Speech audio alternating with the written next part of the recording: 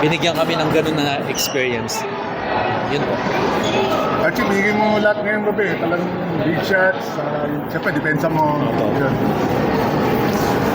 Yun nga po, para sa mga sumusuporta sa Converge po yun eh.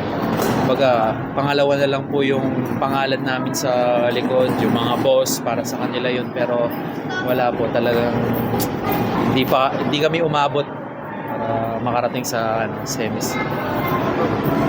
Kausap rin ni RJ after.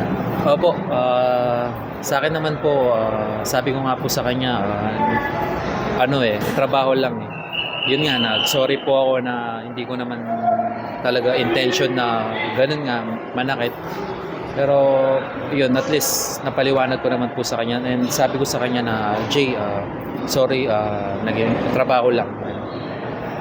Actually, yung foul lang kanina with RJ, ano lang yung nangyari doon, yung reaction ko sa nangyari kanina. Kumbaga, nandun po yung frustration eh, na kung na-stop po namin yun, baka mag-iiba po yung sitwasyon talaga. Ayun, talagang wala po kami magagawa. Yun yung decision ng referee.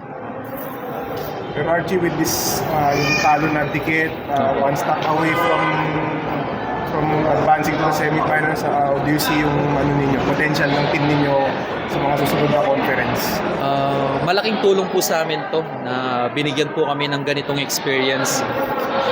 Sobrang at least sa susunod po alam na po namin yung gagawin namin. Siguro sa side ko naman po talagang yun nga, nandun pa ako sa part na baguhan pa talaga dito sa liga na to.